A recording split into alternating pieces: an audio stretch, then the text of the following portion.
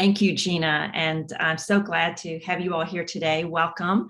I am love these opportunities to share with one another. The one thing I don't like is I cannot see your faces, so I apologize. I can't wait till we have even more advanced technology so you can see the slides and we can see one another, because I think we miss out on that. But I am so glad you all are here, and I want to start by sharing a little bit of a story with you.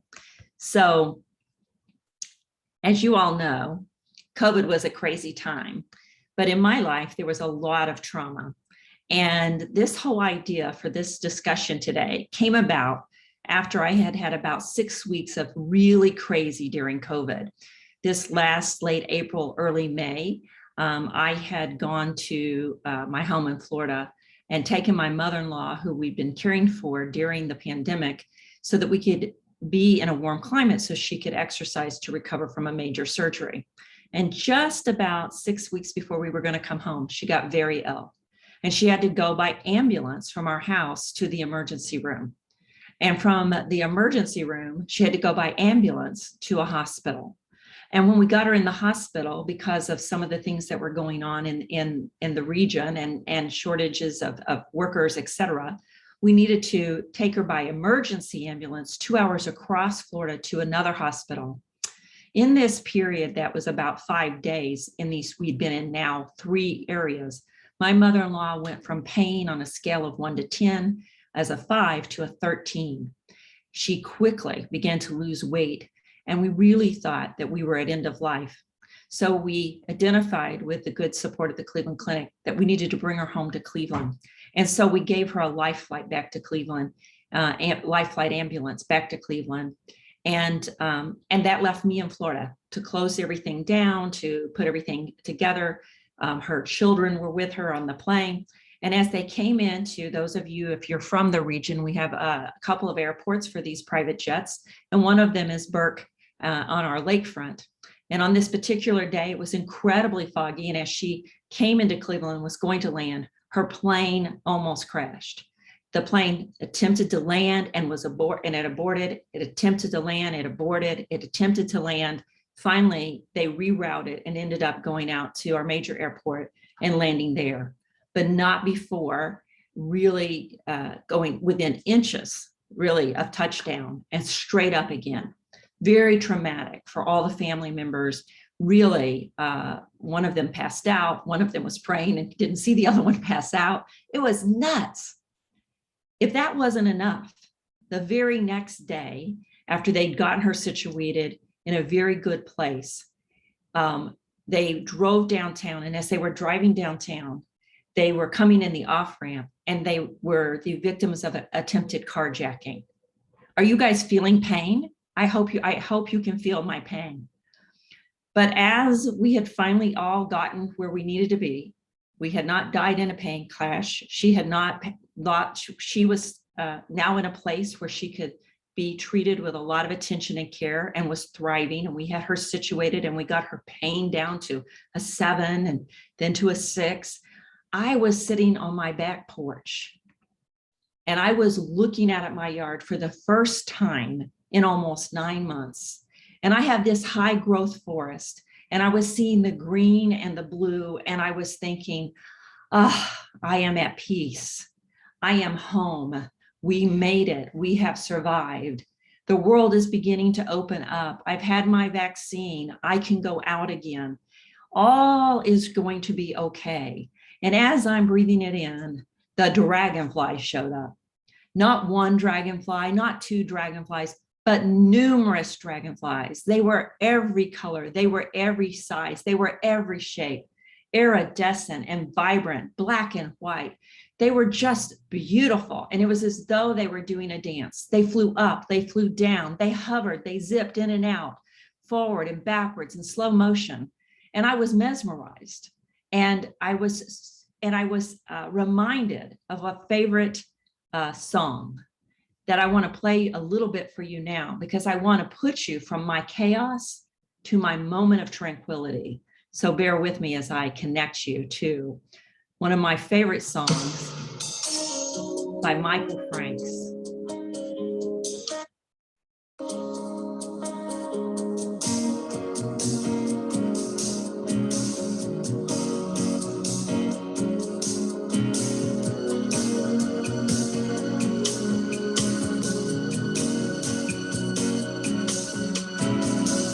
Deep in July, counting clouds floating by keeps us busy.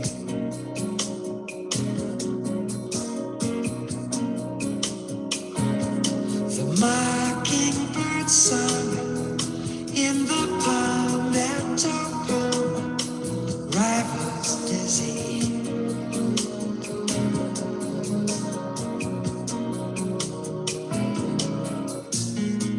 How we thrive deep in Dragonfly summer.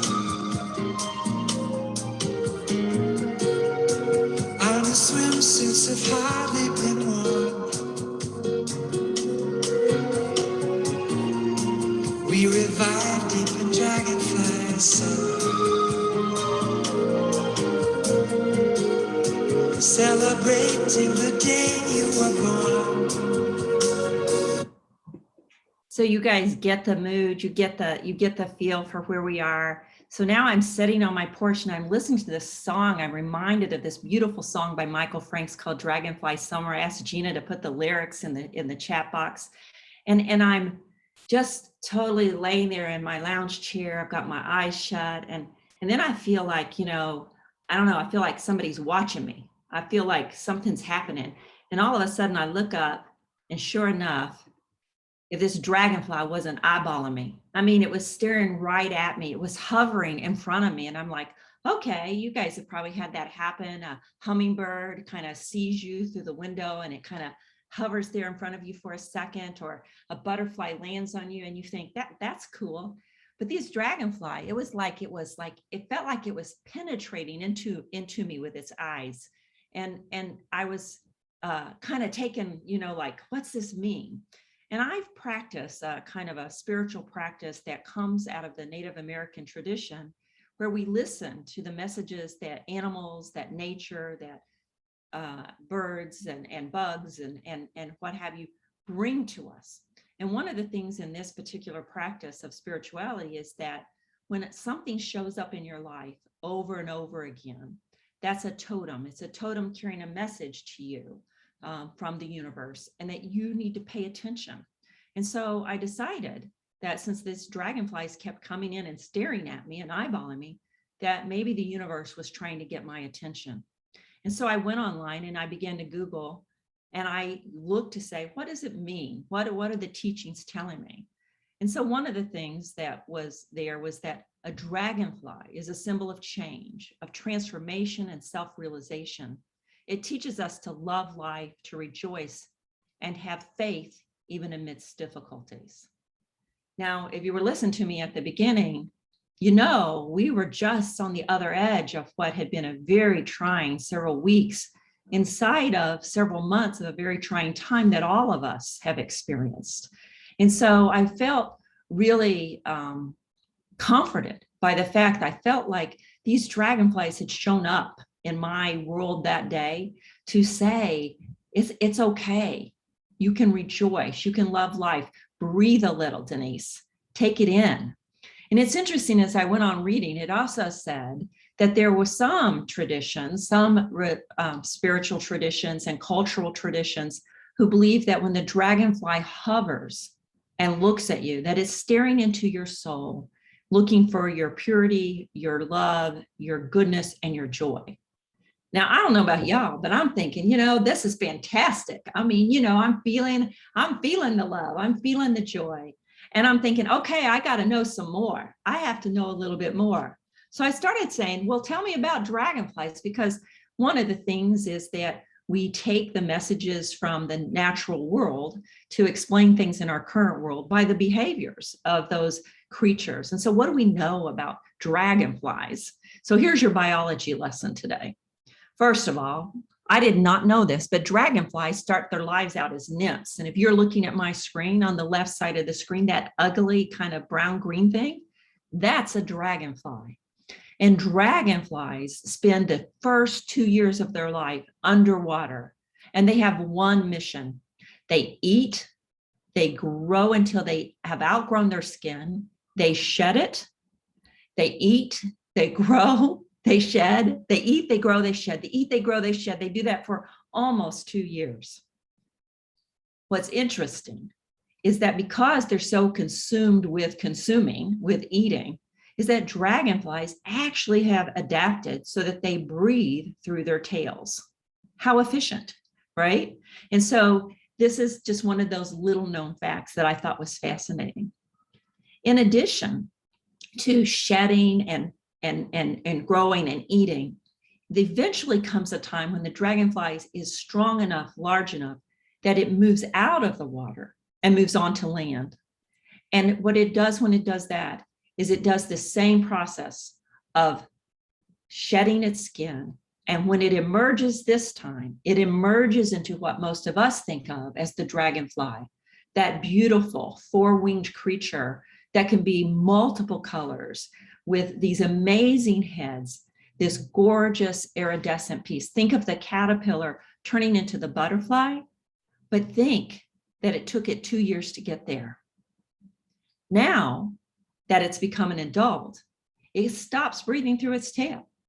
And now it begins to breathe through portals on the side of its body, not one portal, but multiple portals, because it needs lots of oxygen, lots of air, because the dragonfly is busy. It's consuming, it's eating. It's no longer shedding. It's just engaged. It's in motion. In addition, as you already know, dragonflies are amazing flyers. They are one of the only insects in the insect world and or in the bird world that can fly not only up and down and forward, but also backward.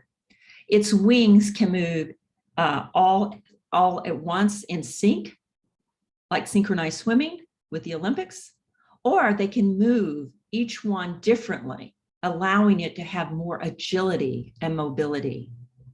In addition, they are fast. They're one of the fastest species of the animal and insect kingdom. It can go up to 60 miles per hour, but it also can be slow, and it can hover in place for a minute to a minute and a half. No other entity can hover that long through its own wing power. And that's what was happening to me when it was hovering in front of my face. And finally, this last thing I found that I thought was amazing that I never knew was that dragonflies' heads are mostly eyes. The dragonfly has 30 different facets as a part of its eyes, which allows the dragonfly to see 360 degrees around it. It can look at every angle and direction. Remember, its goal is to eat. So it's looking for that fly, for that mosquito, for that bug that it's going to capture. And it's looking to make sure that there are no predators around it. That 360 degrees probably should be 359 because there's only one place a dragonfly cannot see, and it's directly behind its head, that one little blind spot. So now you're saying, okay, that's a great biology talk, Denise, about dragonflies. Thanks for sharing all that information, maybe a little more than you wanted to know. But, you know, I'm on my porch and I'm having this transformational experience. And I feel like the dragonflies have come out just for me, to help me to transform, to find the joy, to realize that we're going to make it through these difficulties. And in fact, we have already been making it.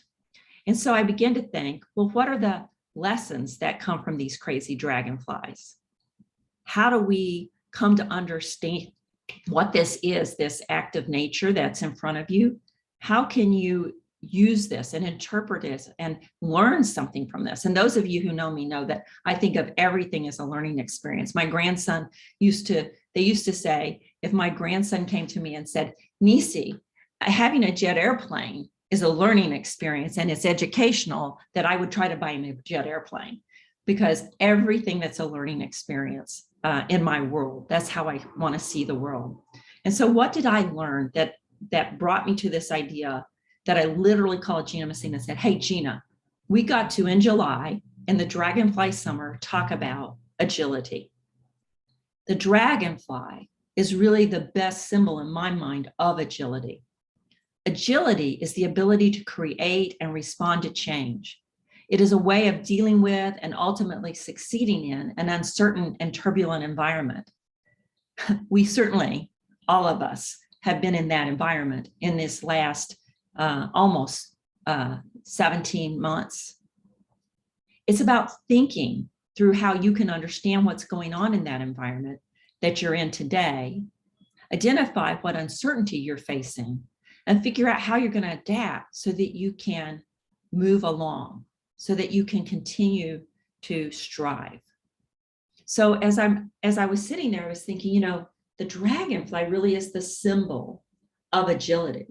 Some of you work in organizations, no doubt, who talk about agility as it relates to leadership or agility as it relates to process.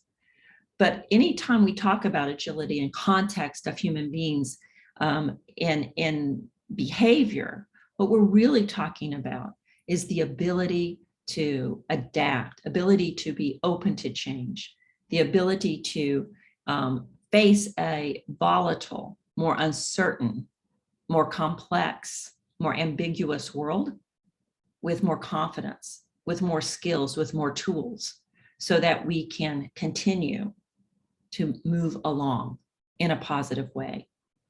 And so today, for the rest of our time together, what I want to do is I want to talk about how you develop agility. How do you develop the skills? How do you practice the behaviors of agility in your life? And so there are a number of those behaviors that we're going to go over. Growth mindset, how to pause, how to make informed decisions, how to take action, how to anticipate, how to widen our perspectives, how to not get stuck in looking back, how to become more persistent, and how to breathe. So step one, you have to have a growth mindset. Those of you who know about growth mindset know that the basic underlying principle of growth mindsets is this idea that I don't know yet. Yet's a huge word for the folks who have a growth mindset. I don't know what to do yet, but I know I can learn. And because I can learn and be open to possibilities, eventually I will find the direction, the answers, the information that I need for whatever situation I am facing. People who have a growth mindset came into those first few weeks of the pandemic and they began to think about how it was going to impact what they were doing, and they were anticipating, but they were seeing it as, okay, what do I do now? How do I invent? How do I pivot?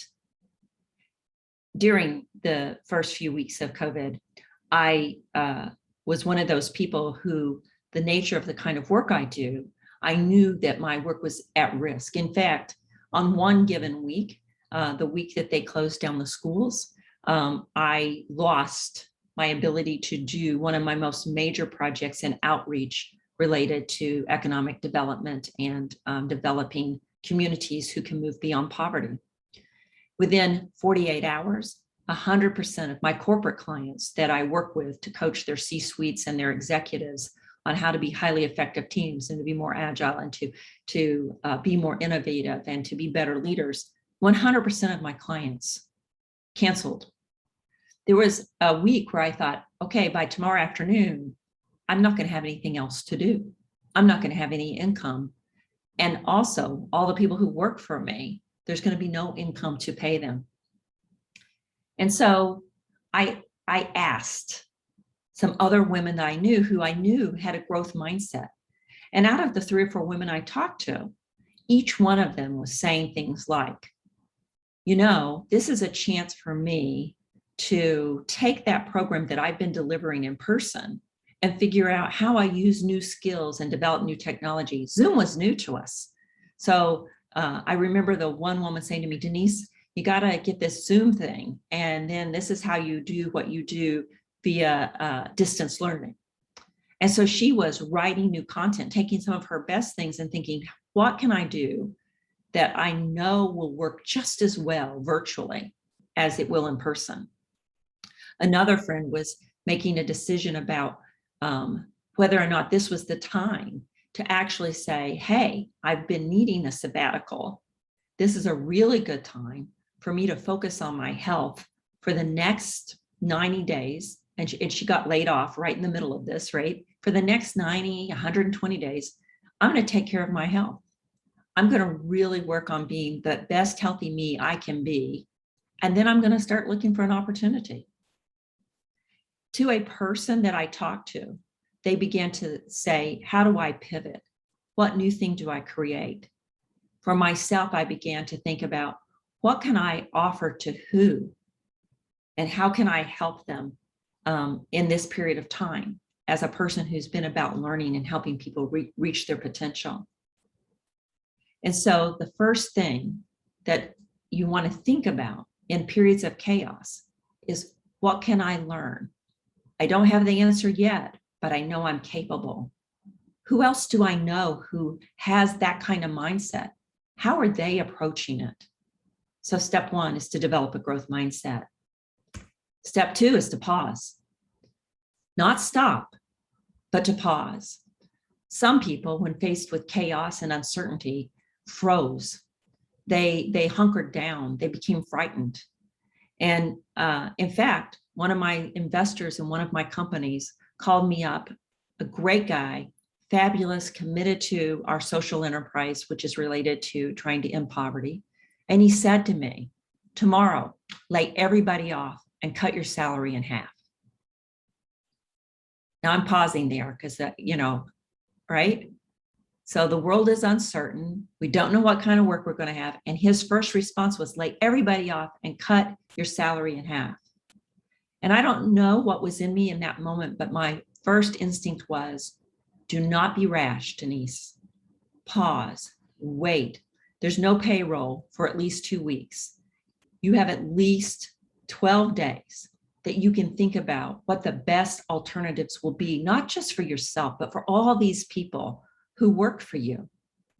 And sure enough, what happened in that period of time is something called PPP showed up. And there was resources to help those of us who run small businesses keep our folks employed. In that 10-day period, after 100% of our work in schools shut down, we learned that the teachers needed to get their professional development done because they would be behind in their standards, which impacted their licensure and their pay. And in that 2 weeks, we were saying, well, we could pivot and we could offer what we were doing with students to teachers through webinars, and they would be better prepared when schools reopen to help us help the students that we were going to be working with. In fact, we thought, why hadn't we thought of that before? In the pause, we actually flipped our business, who we served, kept our people employed, and grew. If we had just reacted, we would have laid off a lot of people. We would have stopped a very powerful program because we reacted rather than to gather information, to listen, to think. Now, one of the things about Agile is quick, it's fast, it's darting in and out like that dragonfly. It's that hovering for a minute and a half, not for weeks and months and days. And one of the things that you have to be able to do is you have to be able to say, okay, I've gathered information and now I'm going to make an informed decision, which is the third skill set. And these decisions are going to be based on facts that I have now. Now, one of the things that's hard in volatile times and in chaos and in crisis is that your facts keep changing. One of the facts that would change in my world, in the world where we help people go to work, is that most of the data about employment opportunity that comes from the Department of Labor gets updated annually, which is usually pretty good. That's usually enough. But if you'll recall, overnight, we had massive unemployment. So what were going to be the jobs of tomorrow? And if we went and looked at the database, it would be out of date. So how else could we get information? How could we get facts about what the future was going to be so we would know how to respond to people's needs for employment? Seeking the data from multiple sources, those that are informed, people who have been through something similar. This is the key that we not react, but we take informed decision making. If you think about data, there's thick data and thin data. And all of you, if you're working in any organization, you hear about, well, where's your data? Where's your information? And a lot of times the data is just the numbers and the facts, and we call that thin data. Thin data alone has been proven to be unreliable in decision making. Thin data requires thick data, and thick data is the qualitative data, the person's experience. It's the colors around the numbers that inform the context around that information. And so as you're thinking about how you make informed decisions, you need to say, I need to look at the data I have now. I need to make sure I've got both thin and thick. And then you need to realize that it's about probability. In agile thinking and agile behavior, it's saying, this is probably 80% right. It's as right as I can be today. And if it's not right, I will have the ability to tweak or change. And so it's not waiting until you have all the answers, but you have enough answers to make an informed guess, an informed decision to move forward. So think about how we get stuck because we just need one more piece of information or one more idea or one more thought. Sometimes we just have to say, we have enough. And once we have enough, we have to take action. And this is that speed of that dragonfly. In an agile organization, once you have paused, once you have gotten the data, once you have the information, and once you've said, this is, I think, the best decision, you got to act. You got to act quickly. Failure is rarely in the decision. It's usually in the failure to act on the decision. We often avoid the action, even when we know what we should be, what we think we should be doing. We've made a decision. Think about somebody you hired and you knew they weren't going to work out. When did you know it? Most people will know it within a matter of days and or weeks. They'll know this is not a fit. This is a person who didn't have the skills. I didn't get a good match for the culture. Something here is just not right with this person. But our human nature makes us delay action. And what happens in the delaying of action? Rarely anything good. We know what we need to do to improve our sales force. And yet we will spend weeks, sometimes months, getting more information rather than just acting and then evaluating that action, tweaking, and acting again. So again, this idea is that agile people in times of crisis, you can't wait too long. If you waited too long to respond, you were the people who ended up without toilet paper. If you waited too long, you may have been the people who ended up with no Clorox wipes. But if you knew and you knew what you needed to do and you acted, then you were in a better position going into this crisis that we have been in. The next thing is to be a person who anticipates. To anticipate what could happen next. One of the best descriptions that I saw of agile leadership was that the agile leader can see around the corner. They're always looking for what's coming down the pike.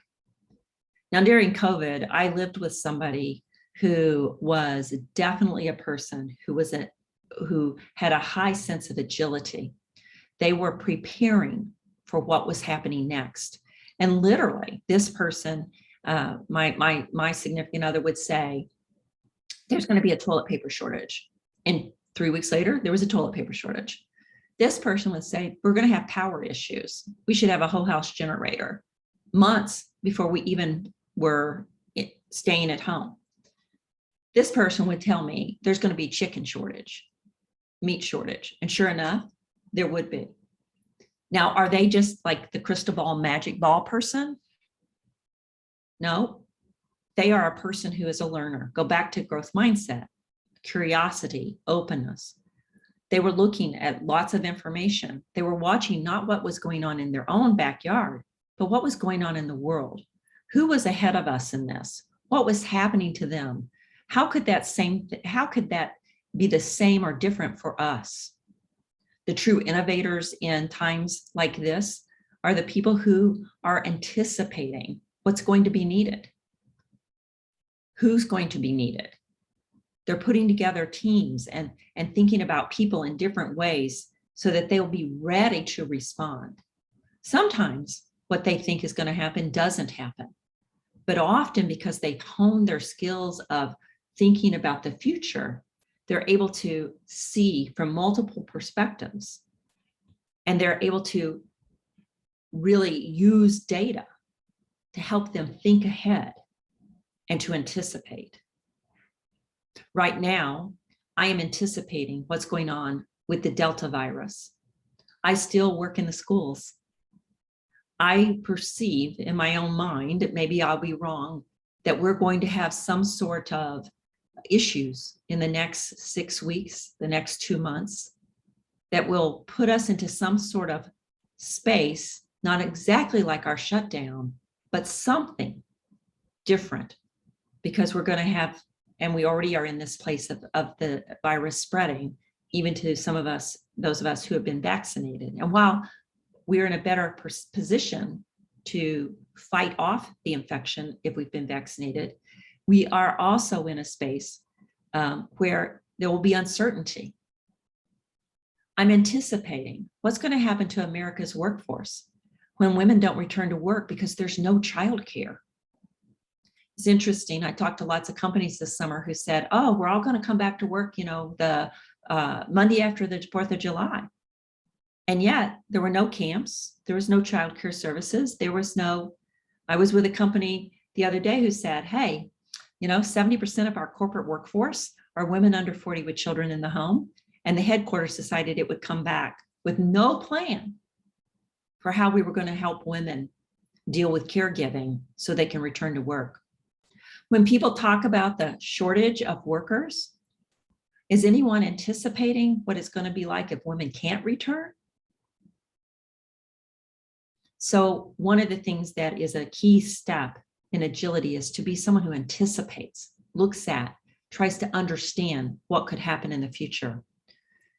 Doing some good scenario planning in your work or with your family for what could the next 90 days look like and how would we be prepared for more options.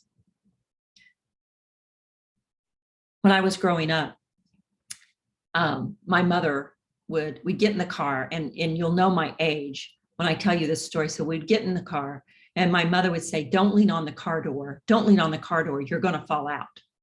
Now that means we had no seatbelts and no seatbelt laws. So some of you who are on the call may relate to that. But I thought to myself, I know what to do. I know what to do if I fall out of the car, because I know what happens if you fall out of a car. If you fall out of a car on a moving highway, on a highway, and you're moving on that highway, and you fall out of the car, one of two things could happen. One, the velocity of the car will suck you under the car and the back tire could run over you. Or two, you miss your own car, but the people behind you run over you, because who expects a person to fall out on the highway? So being the arrogant kid that I was, I thought, I know what to do. Interesting is that some years later, into my teenage years, my mother decided to pick me up from softball practice. It was 103 degrees. I was a teenager. My mother was going to pick me up, and she was picking me up in our family's pickup truck, not a Dodge Ram, not a Ford Expedition. I'm talking a pickup truck that was used to haul cattle. I used to say I could smell that truck coming. Now, it's embarrassing to be picked up by your mother when you're a teenager in Arkansas, but it's really embarrassing if she picks you up in the family pickup truck. And so when I got in that truck, I tried to hide, and I put myself right up next to the door and kind of leaned back where a seatbelt should be if you had one, right? And as my mother so thoughtfully drove us home, she decided she'd go through the University of Arkansas and drive down Fraternity Road, because that was the shortcut to our house. Now I'm hugely humiliated. I'm in a pickup truck in front of college boys, and I'm a teenage girl. And as my mother came around the corner on Leverett and turned left, the door flew open and I fell out. Now, what did I do? I did what I had been thinking all my life. When I was a kid and my mother said, don't lean on the car door, don't lean on the car, I would think, I know what to do. Roll, baby, roll. Roll out of the way, get out of the way, move, just roll. Be in motion so that you don't get hit by your car, that you don't get hit by the car behind you. And when that car went open, I didn't have time to think. I simply rolled. I rolled out of that intersection. I rolled to the curb. And then I stood up and yelled, hey, don't leave me, because my mother kept moving the car a little forward to make sure she was out of the way. Roll, baby, roll. That's been my mantra in life. Anticipate what could happen. Know what your core values are and your skills and what you can count on in your own toolkit. Think about who your relationships are. Who could you work on things with? Who could you partner with? Create a kind of a first aid kit, a hurricane kit, if you will, for what this uncertain world's going to bring to you, so that you can anticipate and have in that kit the kinds of things you might need if there is an emergency, or if there's a pivot in your work, or a pivot in your personal life. Then widen your perspective. You know, I can remember standing in my bedroom on the day that we all stood in silence for over 8 minutes to honor the man who lost his life in Minnesota, George Floyd. I stood there all by myself. And I thought in any other time, I, Denise Reading, would be more actively engaged, but I'm caring for my mother-in-law. I'm caring for people with compromised immune situations. I'm here by myself in my house. And I said, you know, a lot's going to happen and a lot of action's going to take place. And there's going to be a lot of discussion about diversity and inclusion and social justice and racial justice. And sure enough, if you looked at job postings, we as organizations, we have posted more DE&I, diversity, equity, and inclusion positions. And that's a good thing. But it's only a good thing if you use it to make an impact. One of the things we know is that if you want to make great decisions and be an agile person, you have to take in the perspective of a lot of different people, of a lot of different diversities. Women who come to the table, people of color, your LGBTQ, you're a person who's been in the company 40 years and the person who's been there 4 weeks, all bring their life experience, their culture, their perspective to solve that problem, to look at that situation. And the people who make those best decisions in these agile times are the ones who say, how do I put together the best group of diverse voices to look at this issue? Those 30 facets in the Dragonfly are like 30 other voices other than your own. In addition, to change your perspective or widen it, sometimes you need to rewrite the narrative. Rewriting the narrative or rewriting the story. Something happens. When I was in New York City during the blackout many years ago, I saw that experience not as a crisis, but even as I was living it, I thought, this will be a great story to tell later. My entire life is about gathering up the experiences of myself and my friends and my community and finding ways to make meaning out of life through story. So sometimes you just have to rewrite the story, rewrite the narrative. Recently, I experienced a house fire, actually just 2 weeks ago. And luckily, we were all safe. We were able to exit. But the fire was a very hot fire. It was highly toxic. And I'm sitting, the fire alarms went off at 5 a.m.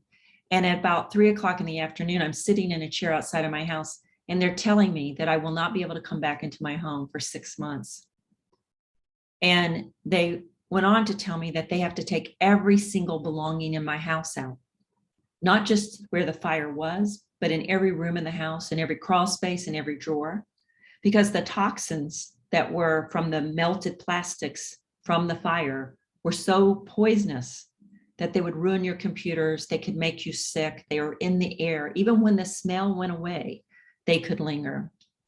And as I was sitting there thinking about what had just happened to us, one of the things I thought was, you're going to take everything out of my house? Everything, even the crawl space? And I literally said to the guy, do you have to bring it back? We've been joking for years that we were going to just one day leave this earth and leave everything in our house to our daughter, and she could deal with all of our junk that we have collected. Talk about an opportunity for spring cleaning. So now when people say to me, how are you doing with what's going on? I say, hey, we are safe. Our things are safe, but we have a way of purging and decluttering. So in a backward kind of way, there's a blessing in here. Rewriting the story takes you from a place of being a victim, of being somebody that things are happening to putting yourself in the position of the driver and taking some control back after you have lost control, or after you perceive you have no ability to make the world feel more certain. So widen your perspective. Last couple of points. Don't look back. Just before my father died in 2016, he gave me some advice. And he said, Nisi, don't spend too much of life looking in the rearview mirror, because if you do, you'll miss what's in front of you. You'll miss the opportunity, and you may even hit a wall. Now, my father was a great storyteller, but I have carried that with me, because what I found I did, like many other people that I know, is that I often would carry the mistake that I made, the failure, the thing I didn't say, or the thing I shouldn't have said. Sometimes I would carry that around. My grandson was a worrier when he was little, and his other grandma would say to him, James, take your worries and put them in this bucket. And he'd say, why, Grandma? And he said, they're too heavy to carry. You're going to leave them at the bottom of the hill and just walk on. Sometimes we spend so much time looking at what didn't go right that we can't move forward to make change. Part of being an agile organization, an agile person, is to say, I'll look back just long enough to say, what are the lessons I can learn? And then I will quickly move forward. I'll shut that chapter so that I can move to the next phase and get to a solution. In fact, in that moving fast to take action, in that loop is take action, evaluate how it's going, adjust, take action, evaluate how it's going, adjust. In entrepreneurship classes, we teach people to fail fast. Get out there, try it, do it, fail fast. In other words, don't linger in the failure. Fail fast, learn fast, and then adjust and move forward. So don't spend too much time looking back. Like that dragonfly, there's only one place that it cannot see, and it's at the back of its head. So what's directly behind it? Realize then that transformation takes time and it requires persistence. I was thinking about the butterfly and the caterpillar, a matter of days, really, right? If you think about the entire process, but think about the dragonfly, 2 years as a nymph, shedding and growing and shedding and growing. None of us gets it right every time. Agility recognizes, as does the growth mindset of agility, that we're going to have to try things more than once. Persistence should not be confused with unwillingness to let go of things that are not working, but rather it's the persistence to say, I'm learning a new set of skills, a new way of thinking about that. The answers don't come from me, but they come from a group of other people's perspectives. The solving of the problems is about anticipating what could happen and having multiple ways in which we can approach the situation versus a top-down formulaic kind of response that worked for us for decades. It requires us to say, I'm going to stick with this new strategy and way of living and being. And finally, you got to breathe. The thing I found to be my second most interesting thing about dragonflies was they started breathing through their tails, but when they became a mature adult in their most beautiful self and with all of their capacities, that they had multiple portals for breathing on their sides. As human beings in crisis, in a VUCA world where things seem chaotic and out of our control, one of the things we've learned that can make the most difference to our mental health and our physical health is stopping to take a moment to breathe. To care for self makes you better at whatever role you're in, as a mother, as a significant other, as a friend, as a coworker, as a boss, as a community leader. When we don't stop to breathe intentionally, then we miss the opportunity to revive and recharge our brain and our minds, and to be able to come up with new solutions. So take some time to breathe. When I sat on that porch and I looked at the dragonflies and I watched them hovering around me, and I thought about the transformation that was happening in my own life, I thought, I wanted to come out of COVID with some new knowledge, some epiphanies. And I kept thinking, have I found them? And what I know that I have found in this COVID period and in this new reboot to work and what's going to happen next in our world is what I have found is that I know that I have the agility. I have the power of the dragonfly magic at my fingertips. It's just up to me to execute, to use it, and to fly. Thank you. And we'll go to questions.